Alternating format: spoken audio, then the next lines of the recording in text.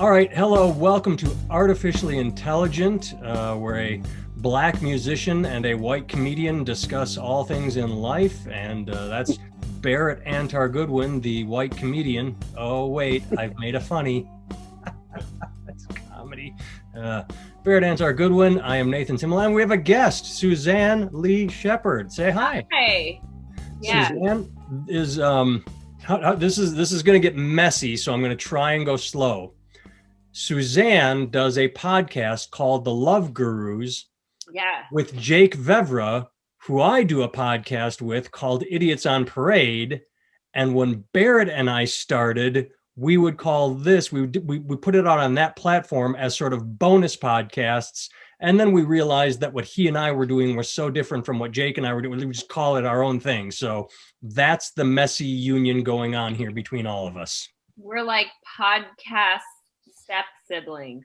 Something like that. That's a good way of putting it. Which means I don't know who would be our daddy. Jake's definitely not our daddy. So I hope not. I get concerned or turned off whenever I hear step anything these days because of Pornhub, which I talked about this with Jake. I thought that every website from Amazon to Facebook to even Pornhub was supposed to have an algorithm. When you clicked on something, it would go, oh, that IP address likes this. Let's put more of that into the feed. And I am here to say once again, I have never, ever clicked on the stepson and stepmother or anything involving step. And yet anytime I log into Pornhub, it's the front screen every video. I have to now search to find just normal, straightforward, like vanilla porn, which is all I'm interested in. Just like, oh, okay, I just want to see something to whatever for whatever psychosis I have, but it's all step siblings now. And I find it gross and it's everywhere. Well, I mean, who would have thought that Pornhub is really the only website trying to open your eyes to new things? Expand my horizons. Trying to get you to keep clicking. They don't care if you're learning. So, wow. I mean, hats off to you, Pornhub. Yes, maybe I am just looking at it the wrong way. I'm too closed-minded. I'm keeping my blinders on, and they're saying, no, this is good for you. Like, yo, you haven't even checked out this stepbrother, stepsister. Like, they're not, blood related. It's fine, So, yeah. And as Jake points out whenever I complain about it, which apparently I do quite often, he goes, look, I bet they're not even related. They're just actors. So that was Jake's point. Yeah. But I like, Suzanne, I like what you just said. It could be being forced upon me because I'm not clicking it. So every time, like maybe if I had monitored it back in the day, there'd be like, I don't know, several rows of 6 boxes and 3 or 4 would have step. And then I didn't click on it. So like new one next time. And every time I click, they just keep adding like, we're going to make you click, fucker. Yeah. It's like you've gone through all of the rest of the porn, and so all that's left, it's like a Pez dispenser. It's like, you've only got the bottom half, which is now step sister, stepbrother, stepmom. It's either that or no Pez for you. That's how they look at it. I think that was the original Seinfeld episode. No Pez for you. And then NBC stepped in and was like, no, we can't do a porn episode. I just feel like I made myself sound a million years old by referencing a Pez dispenser, but whatever, it's fine. I was going to ask what one of those was. Do you know what it is? No, but that's a black thing. I know. I was like, let me just do it. Let me just check the temperature of the room. And does everyone know what Pez is? I do think, though, that in your case, Nathan, maybe Pornhub just knows you better than you think because they collect all the algorithms from everything else. Yeah. And they put it through a machine, and the machine says that's what you like. So maybe they're right, and you should just give it a try. Exactly. Maybe it's looking at all the other websites you visit. Right. Right. All right. Well, I think we're learning something new about me tonight. Well, let's all that aside, let's jump in. Because I'm a bad host, and I'm assuming Barrett is as well. At the end of last week, I very specifically remember saying, ooh, we've already talked for an hour. Let's save that for next week.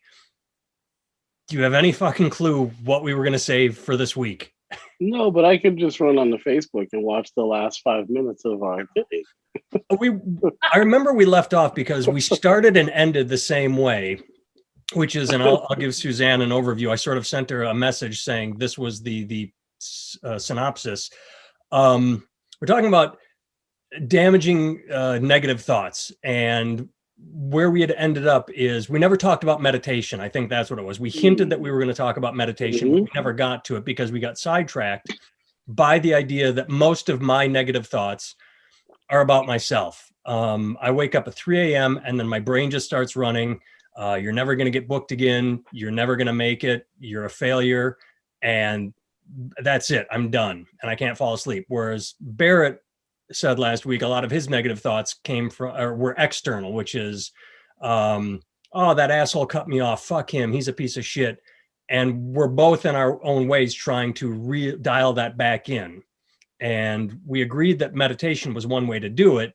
And then we never talked about that. So before we get into that, do you want to jump in right here? Do you have negative thought? I mean, do you have any at all, or do you self-defeat, or do you project? Thoughts? Oh no, I'm actually pretty perfect. So unclear why, Well, before I asked you to talk, and then I just thought of something. Sorry to interrupt.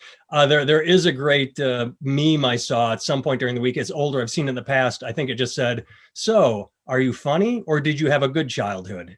And I thought that was pretty dead on. Yeah. So anyway, please go ahead. Yeah, I think I mean, there's a stereotype of, comedians are they're compensating for something. They had to learn to be funny at some point, because they had a bad childhood or whatever. So I definitely have negative thoughts. I think that it was coincidentally, like, I actually did recently watch a TED Talk, and it was talking about how, there's like guilt and shame. And shame is like where you are like, oh, I'm not good enough. And guilt is like you feel guilty about something that you did externally to someone else. So it sounds like Antar's like, oh, like, well, I guess in this situation, you're not feeling guilty about that guy cutting you off, obviously, but shame is more of like when you blame yourself. And I think I am more of a shame person. Yeah. Where like, I'll go onto Facebook, for example, and I'm like, man, like, people are getting booked over me. And then it's like, but have you done anything to get booked? I'm like, fuck writing. Well, going off that stuff. Going off what you just said, I would guess, just off last week's conversation and the shift away from it, that Barrett, would you say your guilt, if you had any, would come after the negativity? You'd like, oh, fuck that guy. Wait a second. Why am I thinking about that person? I need to work on me. I need to change that. Because I think that's where we left off, is he's probably doing a better job of not putting negativity out in the world, whereas I'm still pretty stuck on feeding it back into myself. But would you think that's where the guilt came from? After you would have a negative thought toward another fellow human being, or? Yeah, and I think for me, the projection of this stuff was generally, I think for me, it comes from like being judgmental, and it comes from feeling like I'm being judged all the time. Like, and I don't feel that way now. I feel less that way now because I've been actually really conscious of it. But I think that for a long time, I felt a lot of pressure to be a certain way because I felt like I was being judged for it. And so then I think I externalized that or internalized it by externalizing it, right? Like by then judging other people for the same stuff I thought I was judged for on a regular basis in a weird way, right? It's the same thing. It's really just, I flipped it inside and then outside, if that makes sense. You know what I mean? So like an example would be, and I'm saying that because I think I relate to what you're saying. So for example, if someone opens a door, okay, if you open a door for someone and that person doesn't say thank you, you're like, what a piece of shit. But if someone opens opens a door for you and you don't say thank you, it's like, well, who's really in a better position to open the door anyway? I don't really need to say thank you for that. That's funny. That's funny. I mean, I think that's actually it was a driving thing that got me to kind of understand the kind of humanity of everybody, because I think that something like that happened to me. Somebody cut me off and I got pissed off. And then just a few minutes later, I cut someone else off and I was making excuses why it was okay for me to do it. Yeah. And I was like, oh, right. Everybody does this and it's not actually personal. When someone does it to me, it's no more personal than when I do it to them. And I think that was part of what my issue was kind of taking things personally. And it's almost like taking things personally is almost like a very weird sense of arrogance, as if like perfect strangers give a shit about me enough to cut me off on purpose. Do you know what I mean? Right? Like, yeah. It's a weird kind of arrogance that is not based in like this feeling of being so great. It's almost based in the opposite. You know, it's very weird. It's a very weird thing, you know? So, yeah. Going back to what Suzanne said about the door holding analogy, I never thought of this before, but I know I've had the thought where I will absolutely go to hold a door for someone. And it's because in my mind, I'm going, you're a piece of shit with a black evil soul. You need to do this just because, you know, you're trying to balance the scale. And at the flip side, and I know I've been doing this for several years now, someone holds the door for me. And as I approach, I'm like, oh, thank you. Completely unnecessary. Thank you. Like I humble it down. And so I don't know if that. Well, I mean, you don't have to sound like a serial killer when someone opens the door for you. Oh, thank you. Completely unnecessary. But it makes me so excited that you opened the door for me. Like, is that? Sorry. Wait. What could be. I thought I was. Did I just? But I know that when I do it, it's because I feel I don't believe in karma, but at the same time, in the back of my mind, like, well, if it's real, I better do this just to try and chip away at everything I've done in my life. Yeah.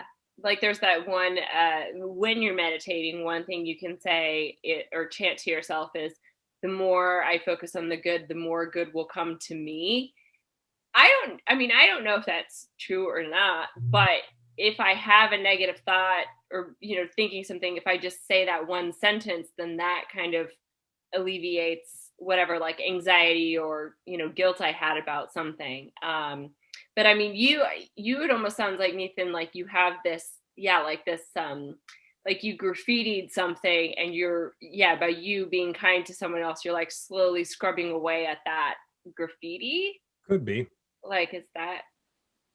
Well, let's it was a good segue to meditation, which Barrett and I never got to. So do you, since you just brought it up, you said you use a chant, do you meditate? I didn't ask you that in the message, so I don't even know. Is this anything you do regularly or even sporadically, or when you remember to? Like, I think a lot of people go, oh, sure, I want to meditate and be healthy. And then every few months they're like, oh shit, I should meditate. And they sort of do it. And I mean.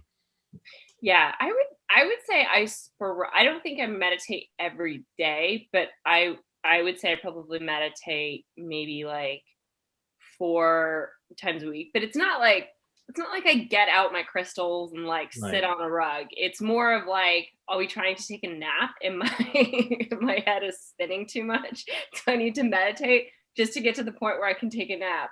It's like, I know I'm tired, but my mind is like racing. I'm like, listen, I only have like 30 minutes to nap. So I need to like get this. So I'll just like kind of like meditate and then I'll like fall asleep from that.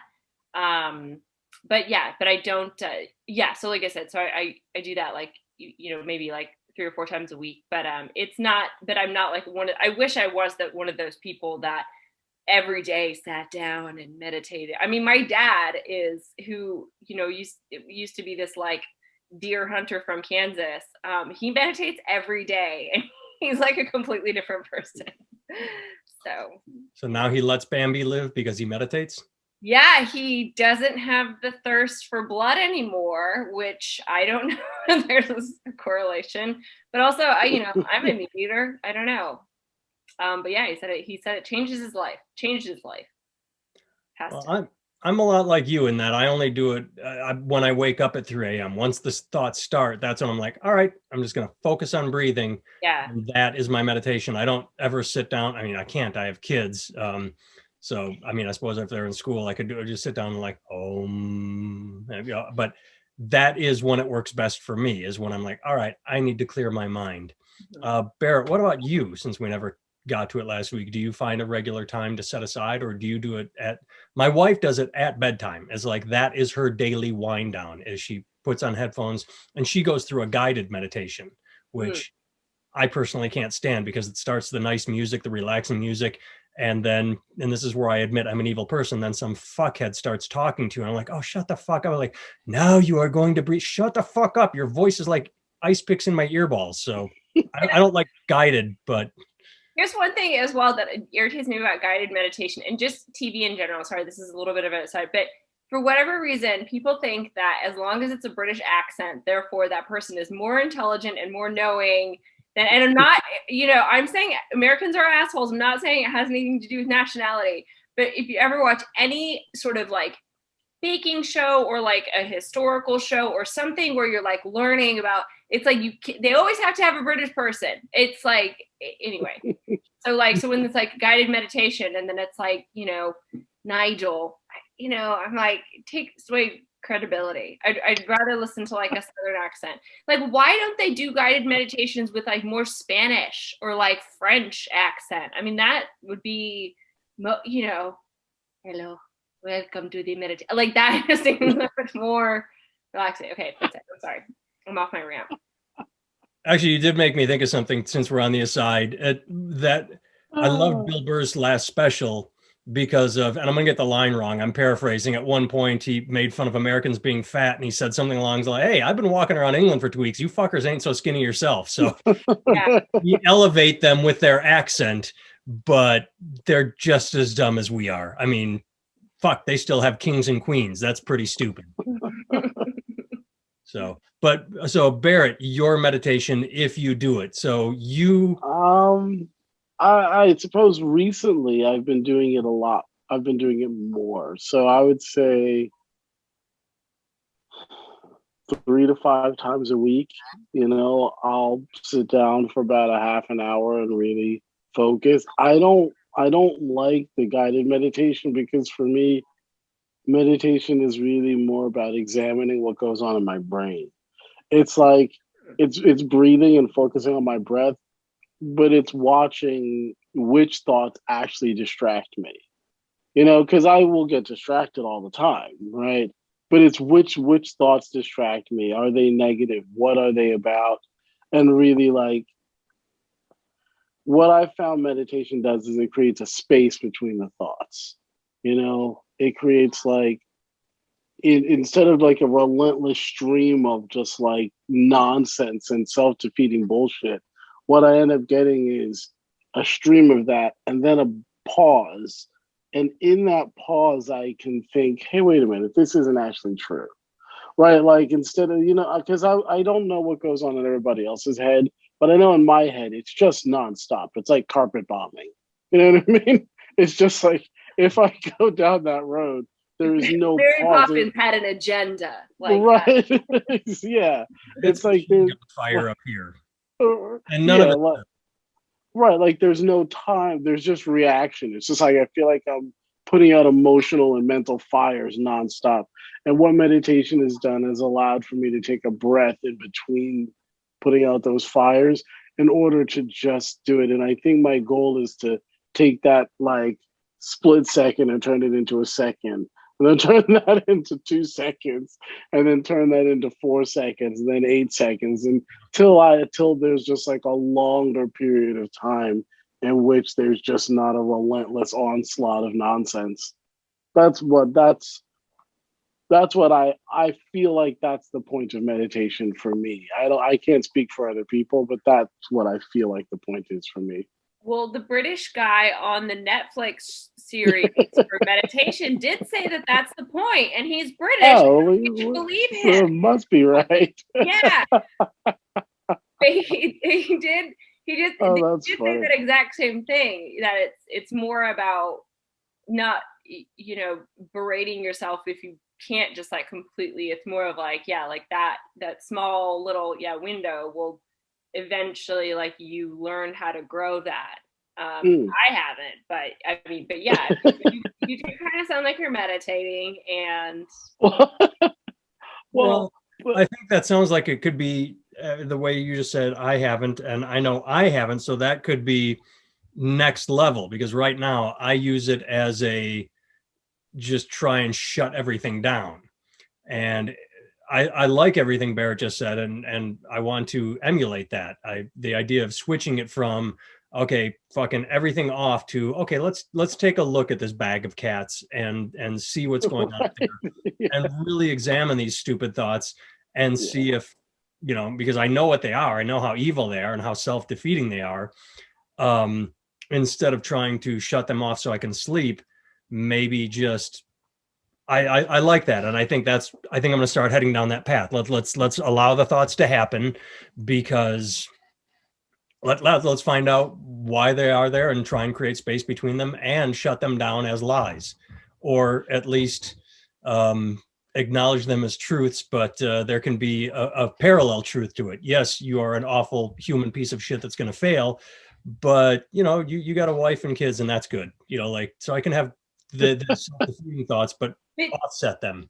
You're bringing up a question that I always have about meditation, is that it, you know, it's like, is the idea that you, like, what voice in your head do you use? Like, are you using, oh, I thought that, or are you thinking, oh, Suzanne thought that? Like, in, like, are you in third person? Like, how, what's the best way to do that? You know, is it like, oh, I did this? And because I know if you say things like, you know, let's say you want to be a ballerina, you write, I am a ballerina, rather than like, Suzanne becomes a ballerina. It's like, because that like internalizes that, like, that goal. But if you're, you know, the opposite of like negative, like, I'm a piece of shit, no, Suzanne's a piece of shit, like, where, or I don't know, or should I talk to someone about these voices I'm hearing? Well, there's a third one. I think the way you're saying, I'm a piece of shit, Suzanne's a piece of shit, or you're a piece of shit, because the thought could either be like, you're a piece of shit, you're a failure, or I'm a piece of shit, I'm a failure. Like, you can be external, like, well, who is saying that to me? Whereas, you know, you know, the personal. Barrett, go ahead, jump in. I mean, I don't want to sound like a millennial, right? But I think it's more about, it's about the feeling, right? Like, if you say, I am a ballerina, I think what's supposed to accompany that is the feeling of you doing that and you living into that. And when you say Suzanne is a ballerina, it's like there's no feeling behind that. And with you, Nathan, my question would be, when you say that you're a piece of shit or something along those lines, does that come, it's like your mind never forgets anything, right? Does that come with the same feeling that triggered the thought in the first place? Like when you were 7 years old, something happened, right? Like something happened to me the other day. I was hanging out with a friend and something happened and they were kind of embarrassed. And I remember that I used to be embarrassed about stuff like that because things like that happened as a kid. And as a kid, you're like, oh, this is really embarrassing. It makes you attach a bunch of thoughts to it, right? As an adult, those thoughts remained. But I was like, oh, I don't do that anymore. Like, I realize that's totally reasonable and whatever. Everyone, and I'm not embarrassed about it. Bubbles. It's not a big deal. Like, right, exactly. You were there. Yeah. Everybody shits their pants at 35, right? Yeah. Right, exactly. I mean, it happens. You can't trust all parts. It's fine. Exactly. But I wonder if there's like an emotion that goes with that feeling when you have those thoughts. Like, do you actually internalize it in an emotional way? You know what I mean? Because I think that's actually where the danger is. Like, I don't know if positive thinking and affirmations and all that stuff, I don't know if it does anything, but I do know that if I'm in the car and I focus on everybody that cuts me off, I find that I'm in a really bad mood. But if I just let people in who look like they need to get in and just let them in and focus on the fact that I can be nice and do that, my mood is significantly better, which may just trigger when I go to the gas station, the person's not a dick to me because I'm not a dick first, right? Like half of what I realized is that, right. But you know what I mean? Like half the fights I've ever gotten into, even if the other person started it, if I was in a bad mood, it was very easy for me to get somebody else to start a fight. So I could feel like I was victimized. Like, oh, see, I came home and blah, blah, blah, just whatever bullshit. But that was me pushing a button that I could pretend is innocuous, but then, you know what I mean? So I can look like I'm being attacked. But it's like the same thing is true when I walk into a gas station. The guy's kind of rude to me. It's like generally like, and that doesn't mean that people aren't rude to me, even if I'm not like that. But a lot of times I'm looking for somebody to be confrontational and then they become that. You know what I mean? And I wonder how much of it, like, when we internalize those things, do you then do behaviors that act those things out that then kind of encourage those kinds of things to happen in your life? Does that make sense? Yeah. It's a little convoluted. Convoluted. You know? I definitely think, because I remember, like, I read some book and it said, I think it was like The Artist's Way, which, okay, judge me. But it does talk about like how it, like, or maybe that wasn't the book, but you know, if you have negative thoughts and are a negative, like, sort of fight picker, then you're gonna, like, that negativity, like, the universe brings that negativity to you. So if you're, you know, it's like it draws like for like. So if you're putting out good stuff, then the universe will be like, here you go, here's some good stuff. But if you're like, rawr, it's gonna rawr you back. I agree. I had two thoughts. The first one goes all the way back to when Barrett said not to sound like a millennial. And my response that I didn't say at the time was, I didn't want to interrupt, but you would have said not to sound like a millennial, but I'm a victim, because that would have been exactly what they right.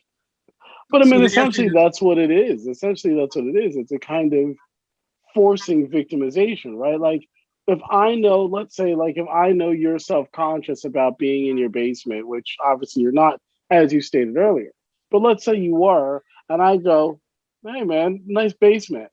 And that's like an innocuous thing. But then you get pissed off and you get to feel like then you attack me, like, fuck you, dude. And then you say something about my place. I get to feel like I was attacked because all I did was make a little joke, and then you came at me with this thing, and then I get to be the victim. And I feel like, again, that's what the millennials are doing. Like, they're not them, but like the general millennialization. There you go, the millennialization of the fucking country. You know, like, we're looking for people to be judgy. You know what I mean? What's that? Suzanne, are you a millennial? I am, yes. I see. I wondered that as we've been making these cracks. I'm like, wait a second. We don't know. Barrett and I are fairly ensconced in Gen X, but I don't know where Suzanne falls. Well, good. Now we have the feminine and the young perspective. Yes, indeed. Well, it's really, I don't know, millennial, you know, they're getting up there in age now. Years.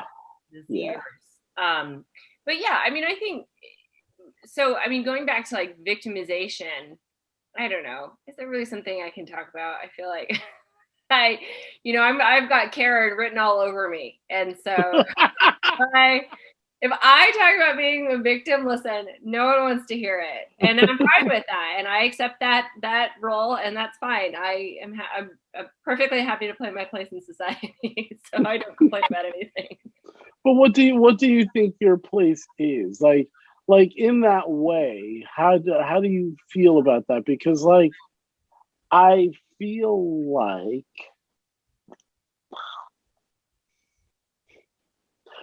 we're taught to be victims. Like, we're taught to feel like the world is judging us at all times. Even what you said, oh, it's the artist's way, and you're like, oh, don't judge me or whatever. It's like, it's a joke, but it's like, I feel like we constantly feel like people are evaluating our statements as being good or bad, and too many in the bad section means we're going to sit with the shitty kids at lunch. You know what I mean? So we want to have a bunch of things in the good section of getting weighed. Does that make sense? I don't necessarily, like, I certainly feel judged constantly. Because that's what social media is all about. Social media is, I put something out, a bunch of people liked it. That means that, that's a, but then if a bunch of people don't like it, then that's negative, that's negative judgment, really, that lack of response. But for me, it's more of, I think, like, as a kid, it was like more of like feeling less than, and, just feeling stupid and all that kind of stuff. So now it's almost like, sometimes I feel like I get, like, if I feel like someone's trying to call me stupid or imply that I'm stupid, I'm like, man, really that person is just like, hey, actually it's just soy milk. I was just asking if you wanted soy milk. It's not you, it's me, is what a lot of that conversation comes to at the end of the day. I'm just kidding. I haven't ever yelled at anyone for soy milk. But yeah, I think it's more of that. It's like what you were saying before, more of, that I don't know if narcissism is the right word, but when you think everything's like an attack on you, and you think it's all of that's directed on you, when it really isn't. But it's like, me in my own head thinking, yes. that person cut me off in traffic because they think I'm stupid. Don't they know I have NPR on the radio? I'm smart. Right, yeah. I mean, listen, Nathan knows this about me, that I'm not the most organized cat in the world, but I'm really trying this minimalism thing. And I went through my bookshelf and I got rid of a bunch of stuff because I realized half the books I had was just so when people came over, they made me look smart. I was never gonna fucking read them. I was never gonna do anything with them. They're books that I would like to read theoretically, but it's never gonna happen. So I got rid of all the books that were just there because it made me feel like I was smart, because one day I might read them. But that's the thing, is though, that Marie Kondo, the home organizer, she says, does it spark joy? And if it just makes you feel guilty, then it doesn't spark joy. So sparking joy trumps feeling a certain way, or yes, indeed. And I'm sorry to use the word Trump.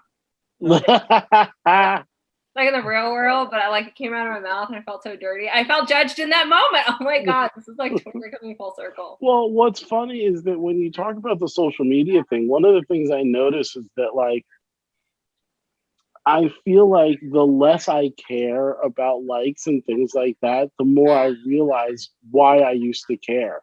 And I care, when I cared about how many likes I got, is because I had to care. Because if other people's liking me and my stuff doesn't mean anything, then my liking their stuff or not liking it doesn't mean anything.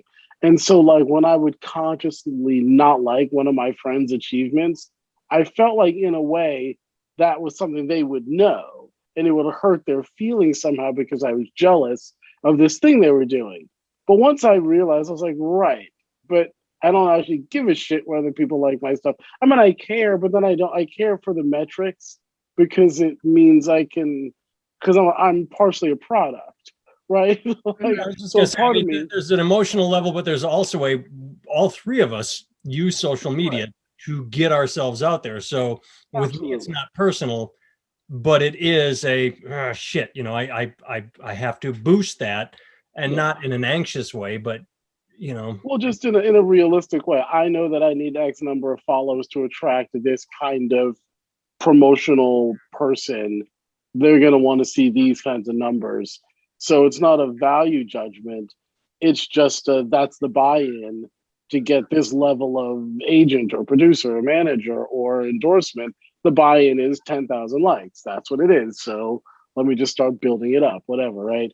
But there used to be an emotional attachment. I mean, I can remember sitting on the phone with my friends. We were like high school kids. It was like fucking nonsense. Sitting on the phone, looking at Facebook and making fun of people and being all fucking judgmental as shit and shit. Like what you were talking about, Suzanne, where it's like, oh, look at this fucker working and doing this thing and touring with this band and doing that thing and that. And then instead of actually working and practicing and writing tunes and producing tracks and doing things to get out in the world to then get those achievements, we'd sit there on the phone and make fun of people who were doing that. Yeah. And I'm like, right. But somehow we thought that our judgments had power because other people's supposed judgments against us, they were mostly in our brain, did have power, right? For us. So then, but it's like that double-edged sword, right? It's like, if I play into one game, I automatically have to play into the other one. Like if my judgments have power, then automatically their judgments have power because that's how it works. And so like I have to give up all of mine to have theirs have no power, but I've got to put mine down first. It's really it's a weird like kind of bit of fuckery, you know what I mean? Like, well, there's like that like I think it's a philosopher, but it's like I think the phrase is "haters gonna hate." Taylor Swift, have you heard? Right, exactly. You just got to shake it off. Yeah, haters gonna hate. By the modern guru. I know, Ms. Swift. What did it? Wait, Swift, Taylor Swift. What did I think I said Smith. Whoops. Okay. I didn't notice.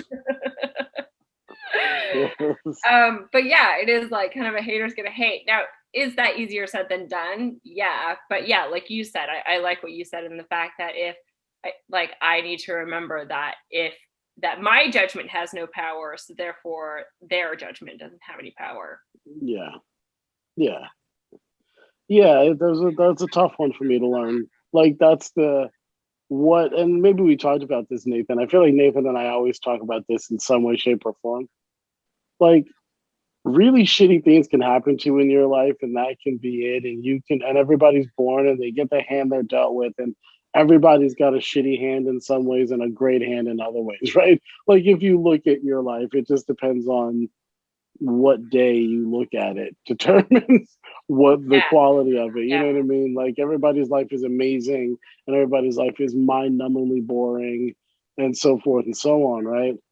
But at the end of the day, many bad things that have happened may not be your fault, but they're your responsibility. You know what I mean?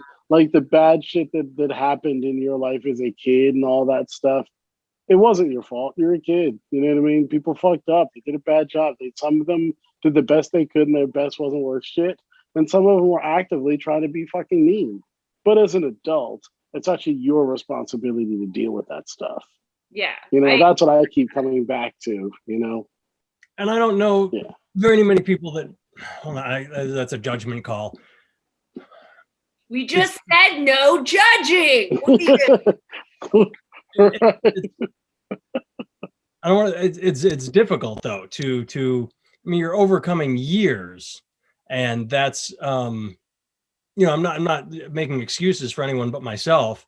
But when I look back on it, it's like what you say is true, and it's active everyday work. Because if you don't, then every day slipping into the old patterns like that. It's really difficult. Every day.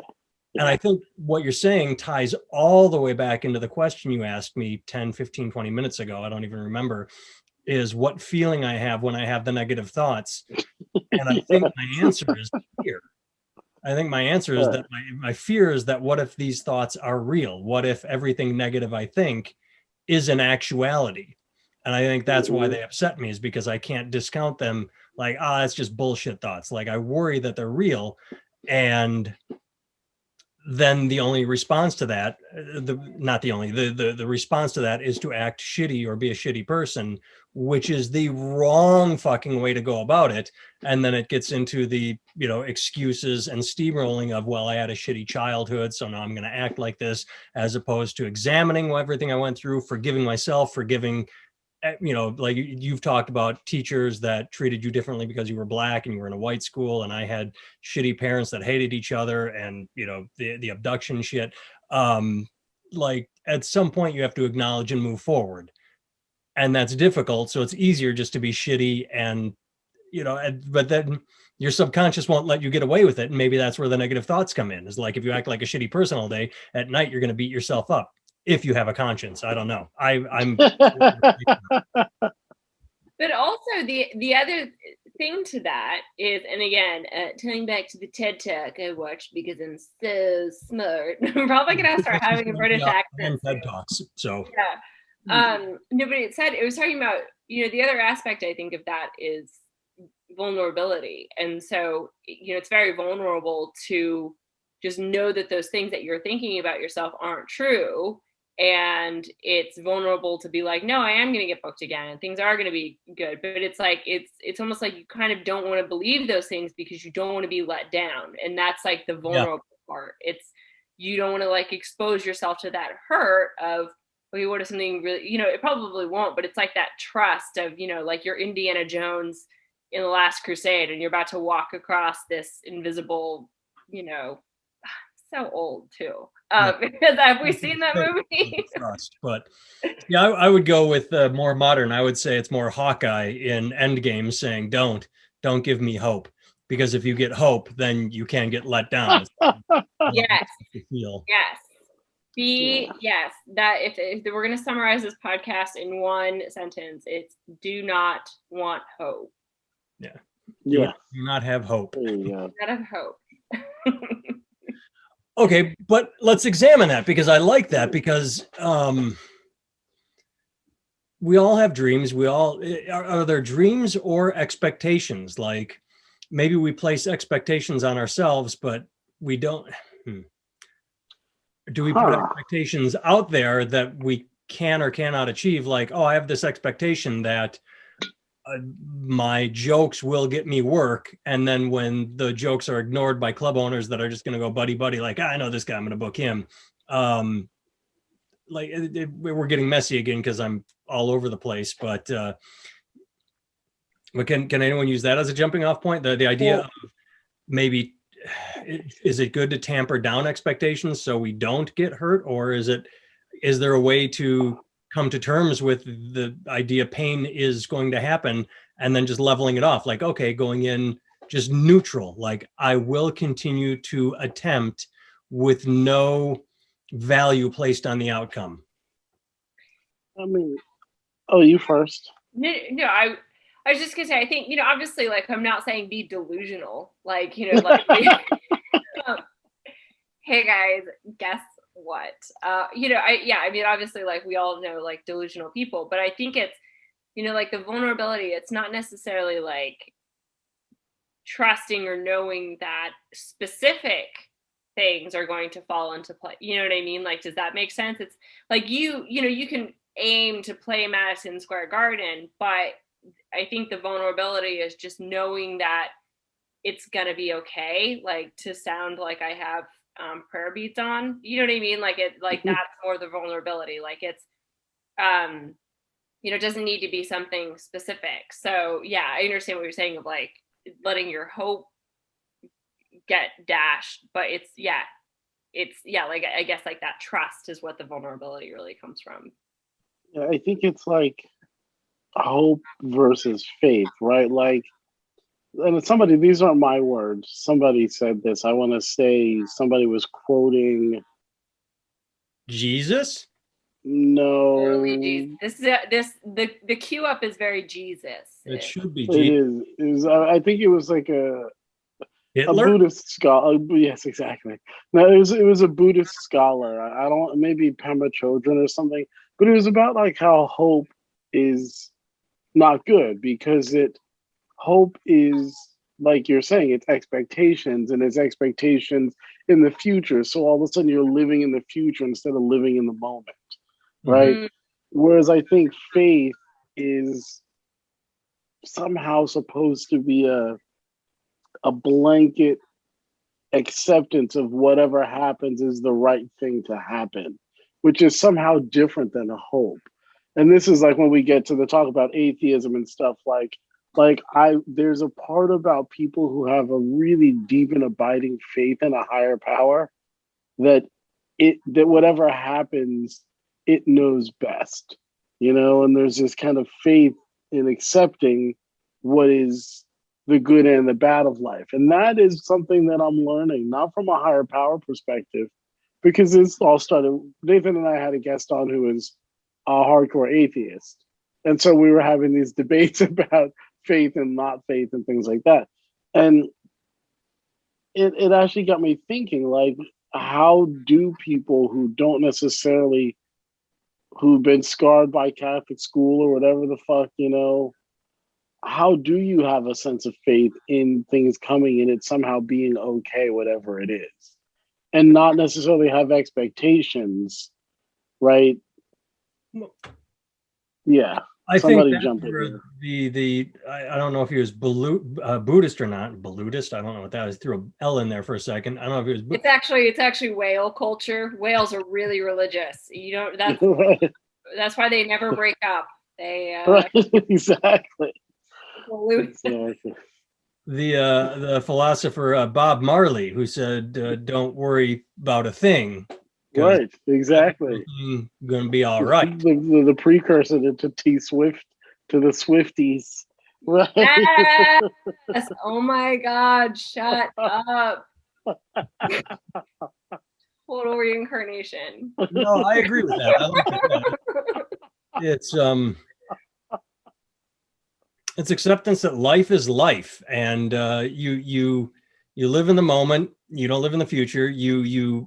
It doesn't mean you don't try, because it's a razor's edge. You don't want to give up and accept, but you don't want to really beat down expectations and have no goals, but you have to be all right with outcomes. I think it's one of those. It's the journey, not the destination. One of those ideas. Yeah. I mean, I will say this, though. If we want to talk about some professional shit for just a minute here, we'll turn this into like a professional artist masterclass, right? I do think that, like, if we talk about numbers as metrics, not as numbers as, well, numbers as a metrics in a professional value system, but not numbers as metrics in a personal and emotional value system, right? Like at the end of the day, if, say, there's a comedy club or a music venue, right? And the people that play there have to be able to put 500 people in a room. And in general, what they've seen from people who can put 500 people in a room is that they have 10,000 followers on Instagram, X number of followers on Facebook, X number of spins on Spotify, and X number of traffic things to their website or whatever. All these metrics that you can see it by. And if that's the number that I am going to jump down your throat at the end of this. Just fair warning. I'm already getting back at you so hard. Right. But like, if those are the metrics, then that's just what the buy-in is. You know what I mean? Like, I understand, like when we did the California tour, that everything changed because everybody started looking on our Instagram and seeing a tour of California and 2.5 weeks and all this other stuff. And it was a buy-in into a certain way of being treated by people. All of a sudden, the algorithm shifted. People are interested because they're like, oh, you guys are touring not just regionally, but nationally. And it said something about us that I didn't even understand, but I noticed it when I would go to my Instagram and it would look a certain way. And then I'd go to people who I admires and it would look very similar. And I was like, oh, this is just the buy-in to be taken seriously by a certain group of people. And I'm not saying whether they're wrong or right, but but I mean, they might be wrong, but that is the buy-in, right? But in certain cases, it is the buy-in. You know what I mean? It is. So what do you do with that? How long can it last? How long will that last? Because I could give you example after example. I could use names, but I'm not going to. The guy that ended up on television because he had Twitter followers and bombed. Absolutely.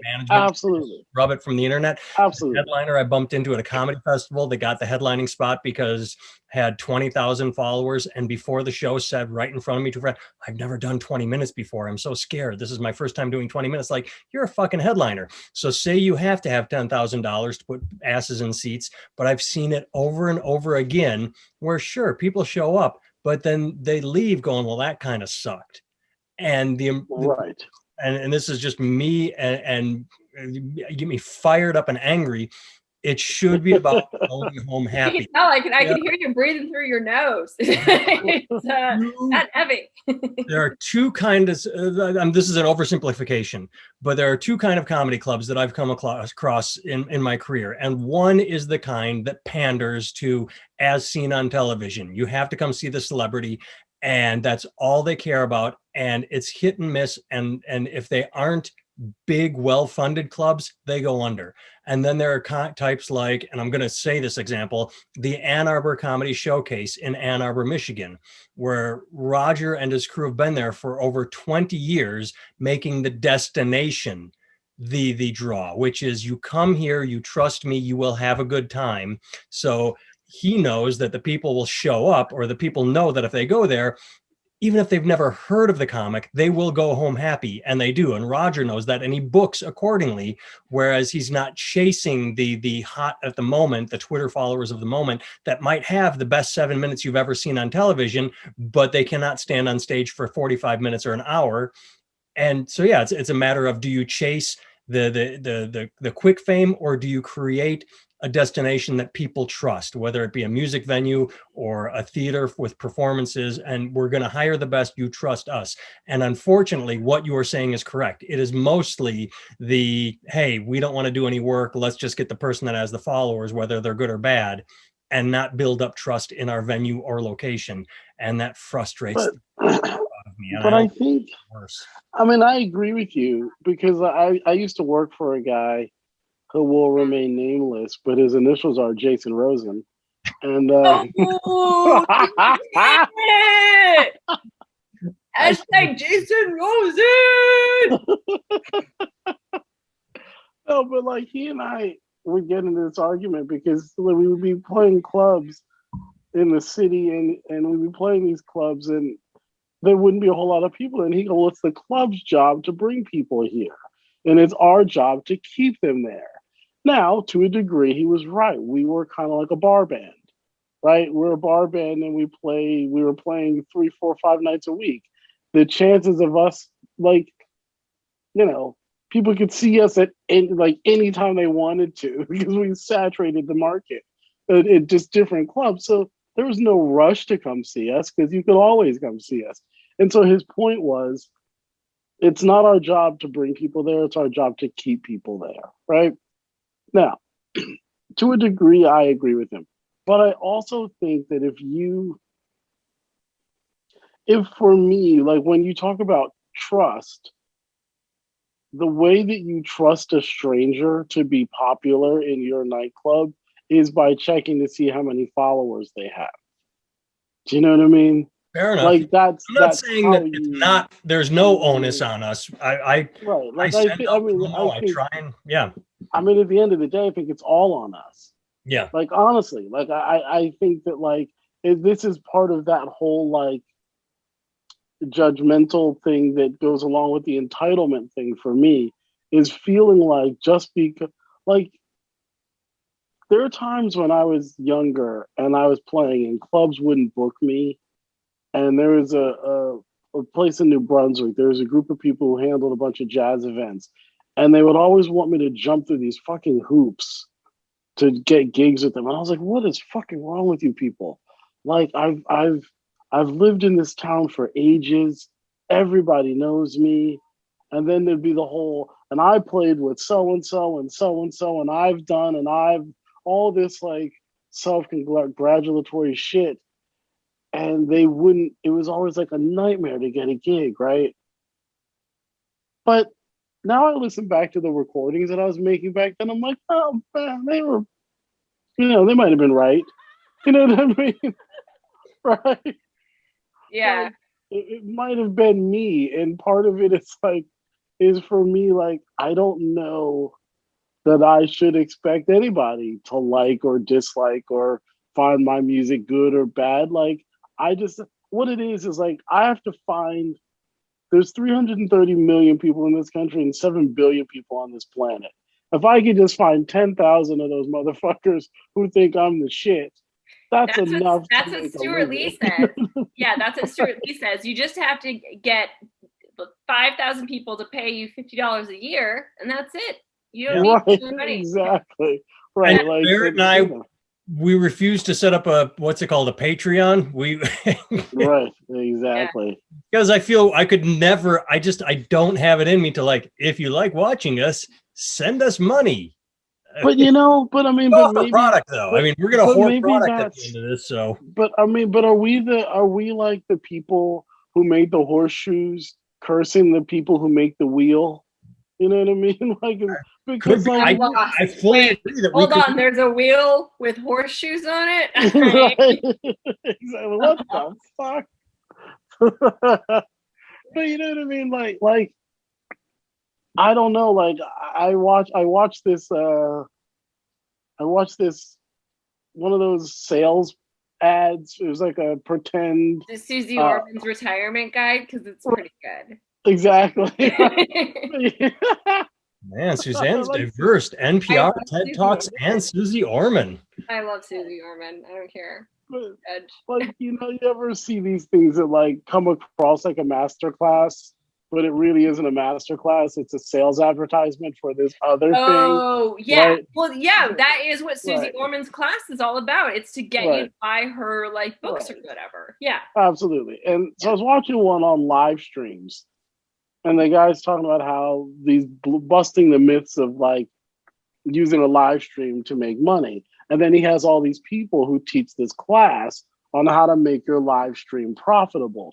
And these are all like musicians and comedians and people like that who sit in their room and they live stream themselves being funny or playing music, doing whatever, and they make real fucking money from it.